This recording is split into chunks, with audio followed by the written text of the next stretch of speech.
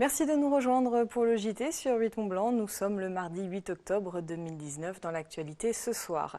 Journée de mobilisation aujourd'hui dans le bassin annécien. Les salariés d'Alpine Aluminium recherchent un repreneur. Il leur reste 10 jours pour sauver l'entreprise et l'ont fait savoir aujourd'hui. Les salariés des EHPAD, eux, demandent de meilleures conditions de travail et plus de monde. Nous irons au rassemblement à Thônes. Et puis, premier épisode de notre série de la rédaction, elle nous emmène à la rencontre de travailleurs frontaliers. Ils sont 85 000 à travailler dans le canton de Genève. L'un d'entre eux, Romain, est directeur artistique et animateur 3D. Victoria Lopez l'a suivi dans son quotidien. Mais avant, on l'a appris il y a quelques minutes, Éric Fournier, maire de Chamonix, sera auditionné le 17 octobre prochain dans l'affaire de la délégation de services publics attribuée à la Compagnie du Mont-Blanc. Il est soupçonné de favoritisme et de prise illégale d'intérêt. Dans un communiqué envoyé en fin de journée, il affirme qu'il s'agissait de mettre fin à l'éparpillement de concessions hétéroclites et alors organisées par domaine et d'obtenir pour Chamonix des investissements très significatifs et immédiats de la part de notre nouveau délégataire. Concernant les actions qu'il possède personnellement dans la compagnie, il dit avoir oublié leur existence. Il les a héritées de ses grands-parents et elles représentent 0,00002% du capital de la compagnie. Quoi qu'il en soit, le 17 octobre prochain, Éric Fournier devra justifier devant le tribunal de Bonneville de ces faits qui sont de nature à fausser le libre jeu de la concurrence. On aura évidemment l'occasion d'en reparler dès demain dans le JT. Une journée de mobilisation. Oui, le combat des femmes et des hommes d'Alpine Aluminium se poursuit en Haute-Savoie. Ils veulent sauver la centaine d'emplois du site après de nombreux bouleversements. L'entreprise 3 fois centenaire est basée à Crangevrier se mobilisait aujourd'hui alors qu'elle a été placée en redressement judiciaire il y a quelques semaines. Les salariés s'étaient réunis devant les portes de la société pour tenter d'interpeller un éventuel repreneur. Il leur reste 10 jours pour le faire.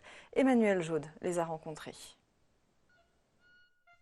Devant les grilles d'Alpine Aluminium, les visages sont fermés. Il faut dire que la situation devient de plus en plus difficile pour la centaine de salariés rassemblés en SCOP depuis 2014. Depuis plus de 2 mois en redressement judiciaire, la société attend aujourd'hui une offre de reprise. À 10 jours du terme des dépôts de candidature, aucun postulant ne s'est encore fait connaître. Nous on y croit, il reste encore 10 jours, on y croit. Mais bon, on est dans un compte à rebours aujourd'hui et plus les jours avancent, plus ça commence vraiment à nous inquiéter énormément. Voilà, aujourd'hui on y croit toujours, hein. Tant qu'il reste encore ne serait-ce que la journée du 18, on va y croire jusqu'au bout. Aujourd'hui on a quelques pistes, des gens qui viennent visiter, mais on n'a pas d'offre. Aujourd'hui on n'a pas d'offre. Et ce qu'il nous faut, c'est une offre, une vraie offre pour sauver les 100 emplois qu'on a dans l'usine. Pour continuer l'histoire, parce que ça fait 300 ans, on ne va pas l'arrêter aujourd'hui. On estime qu'il faudrait aujourd'hui un chèque de 15 millions d'euros pour remettre l'entreprise sur les rails. 5 millions pour rendre l'usine en état de fonctionnement après les multiples accidents survenus cette année et 10 millions pour investir et moderniser le site afin de rester compétitif. Mais malgré les nombreux soutiens, le bout du tunnel reste sombre pour les salariés. Il y a la députée de la région qui a envoyé un courrier au ministère pour essayer de bouger un peu aussi dans les instances plus haut. Demain à 14h30, j'ai appris là récemment, on a rendez-vous à la préfecture pour parler avec plusieurs salariés de l'entreprise, moi en tant que secrétaire du syndicat et puis l'adjoint de l'Union territoriale interprofessionnelle. Donc toujours dans le but de faire bouger le plus de pistes possible pour tenter toutes les chances possibles pour l'avenir de l'entreprise. Un dernier espoir qui se poursuivra donc jusqu'au 18 octobre prochain, à la suite de quoi le tribunal de commerce d'Annecy devra se prononcer. Une réponse définitive sera donnée le 5 novembre prochain. Et autre mobilisation nationale, celle-ci, comme la plupart des personnels du secteur de la santé, les salariés des EHPAD étaient appelés à la grève ce 8 octobre. En Haute-Savoie, plusieurs rassemblements avaient lieu à travers le département pour dénoncer les conditions de travail de plus en plus précaires, des effectifs trop faibles et des salaires trop bas. Reportage à Thônes de Sébastien Germain. L'EHPAD Joseph Havé à Thônes. 40 personnels soignants pour 82 résidents. Et comme partout en France, le même sentiment de colère et d'abandon de la part des pouvoirs publics et du gouvernement. Alors même sans connaître la suite des événements, tous ou presque ont choisi de se rassembler devant l'établissement ce mardi matin avec un cri d'alerte. Nos EHPAD brûlent et nos politiques regardent ailleurs. Du coup, tout le personnel s'est mobilisé, tout le personnel fait grève. On aime notre métier, mais ça devient très compliqué de le faire. On manque de moyens humains, on demande plus de sous pour pouvoir travailler dignement parce qu'on aime vraiment, et j'insiste là-dessus, on aime notre métier, mais on n'arrive plus à le faire dans des conditions tolérables. On essaye de le faire au mieux, mais on est toujours dans une course perpétuelle en fait. Tous le dénoncent sans ambiguïté.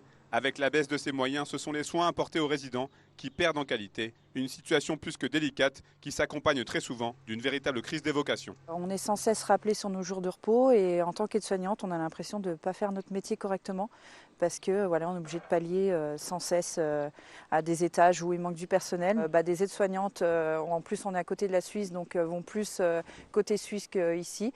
Une jeune ne va pas venir ici parce qu'en plus la Haute-Savoie est très très chère. Et preuve que ces problèmes inhérents au personnel de santé touchent tout le monde ici à Thônes. Plusieurs familles ont tenu à être présentes afin d'apporter leur soutien aux salariés.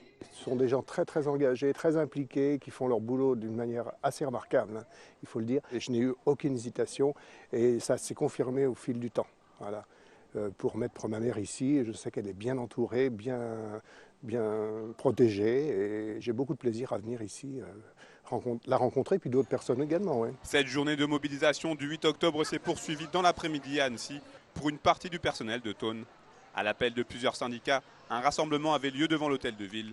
Une manière de montrer que c'est l'ensemble du secteur de la santé qui souhaite maintenant tirer la sonnette d'alarme. Une victoire pour les usagers savoyards du train. L'annonce avait fait un tollé chez les usagers, les associations, les représentants, les élus. Le monde économique, la SNCF envisageait de supprimer le premier train qui relie Annecy-Aix-les-Bains-Chambéry à Paris, du moins le repousser. Il serait alors arrivé après 10h au lieu de 9h15 aujourd'hui. Finalement, les horaires ne changeront pas au 15 décembre. La SNCF l'a annoncé hier en fin de journée. Nous avons joint par téléphone Jérôme Rebourg de l'Association pour le développement des transports en commun en Savoie. Il se réjouit de cette décision mais reste vigilant. Vous allez l'entendre. C'est une vraie victoire puisque la SNCF ne bouge plus, ne supprime pas ce premier TGV du matin pour le repousser plus tard. Je crois qu'on peut remercier tous les médias qui ont bien relayé nos communiqués, tous les usagers. Il y a eu plusieurs pétitions de lancées, il y a eu plus de 10 000 personnes qui ont signé ces pétitions. Il y a eu beaucoup d'élus aussi qui se sont investis. Et puis vendredi dernier, la SNCF disait que ce TGV était plein qu'à 50%. On a fait un comptage hier matin et on a constaté 75%. Dans ce TGV de lundi matin, il y avait quand même 380 personnes. Donc 380 personnes qui sont intéressées sur ce TGV-là. C'est quand même pas négligeable. L'an dernier, ils ont quand même supprimé 2 TGV. On a intervenu, mais on n'a pas réussi à inverser la décision. Aujourd'hui, ils jouent avec les horaires, etc., sur l'intérêt vrai des trains. Donc on a intérêt à être très très vigilant pour savoir qu'ils vont vouloir nous sortir l'année prochaine. Est-ce qu'il y a d'autres axes, notamment en Savoie, mais plus globalement dans les pays de Savoie, qui sont menacés ou en tout cas qui attirent votre attention? Alors on est un peu inquiet sur la desserte des allées cet hiver, où a priori on aurait des TGV par exemple qui serait un TGV qui serait supprimé, qui irait pas jusqu'à Bourg-Saint-Maurice cet hiver. Donc on attend confirmation de ça, mais on est inquiet, on est toujours sur le qui-vive, c'est clair. Et on débute notre série de la rédaction. Oui, c'est toi Victoria qui nous propose de suivre cette semaine le quotidien de plusieurs travailleurs frontaliers. Ils représentent près de 30% des travailleurs dans le canton de Genève. Ces salariés vivent en France et partent travailler chaque matin en Suisse. Ce soir, nous partons à la rencontre de Romain, directeur artistique et animateur 3D dans le domaine du film d'animation. Dans son secteur, les entreprises sont encore rares en Haute-Savoie. Il a donc décidé de traverser la frontière pour travailler à Genève où la demande en compétences est forte. Reportage signé Victoria Lopez. 8 heures dans le centre-ville d'Annecy. Romain prend la route pour rejoindre son lieu de travail à Genève. Généralement, ça dépend des jours, mais j'ai entre 45 minutes et 1 heure, voire 1 heure et quart dans les pires journées de route, en fonction des bouchons. Et généralement, c'est à Bardonnay que ça coince, à la douane. Animateur 3D originaire de Haute-Savoie, il a suivi sa formation en France avant de travailler à Paris ou encore à Londres. Il y a 8 ans, il a intégré une entreprise qui réalise de petits films en 3D, particulièrement pour le domaine de l'horlogerie. Malgré le temps passer dans la voiture et les frais d'essence et de péage, ça reste quand même rentable, en tout cas dans mon domaine, où finalement les salaires en France, déjà souvent c'est de l'intermittence, et que là j'ai un vrai contrat, j'ai un CDI. Du coup, on passe un peu outre le temps passé dans les bouchons et tous les frais que ça engendre. Et puis après, dans la région, la boîte où je suis, il n'y a pas beaucoup de boîtes qui font ça. Même il n'y en a pas du tout, je crois. Du coup, même pour moi, c'est intéressant professionnellement d'aller travailler en Suisse, en fait. La quasi-totalité des employés sont ici des frontaliers, en cause notamment un manque de formation disponible chez nos voisins suisses. Les formations sont peu nombreuses et c'est quelque chose qui est en cours de développement actuellement. Donc on est en discussion avec différentes écoles. On a Fabrice par exemple qui fait un travail justement de venir dans les écoles, de prêcher un petit peu la bonne parole et de donner des conseils même aux écoles pour leur expliquer un petit peu quelles sont nos attentes en particulier. Parce que sur Suisse, il y a peu de sociétés qui font ce genre de choses. Il y a pas mal d'indépendants, mais il y a peu de sociétés qui regroupent des professionnels dans ce domaine. Et il y a peu de formation. Donc c'est quelque chose qui est en train de se développer. Donc ça va changer dans le temps, mais voilà. Romain ne s'en cache pas, les conditions salariales sont aussi un avantage que de nombreux travailleurs trouvent de l'autre côté de la frontière. C'est surtout ça l'intérêt en tant que frontalier, surtout dans notre milieu.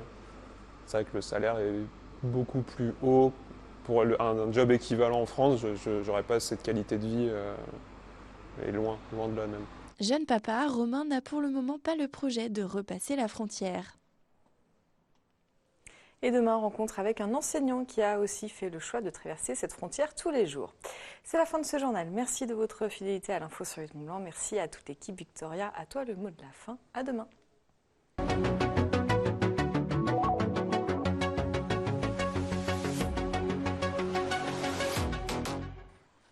Et voilà, Accès Direct, c'est terminé pour ce soir, mais restez avec nous. Si vous nous regardez en direct, vous avez rendez-vous à 19h avec le documentaire Massif des larves, une découverte de ce territoire à travers l'œil de la caméra de Jean-Michel Jorda. Je vous retrouve ce mercredi pour un nouveau numéro d'Accès Direct. Je recevrai Sophie Guyot du magazine Éco Savoie-Mont-Blanc pour parler du secteur du bâtiment. Et puis, je recevrai également Clémentine Hérault, fondatrice de la marque Haute-Savoie 74, des vêtements et accessoires inspirés du relief montagnard. D'ici là, restez connectés avec nous sur nos réseaux sociaux, Facebook, Twitter ou encore Instagram. Passez une très belle soirée et prenez soin de vous.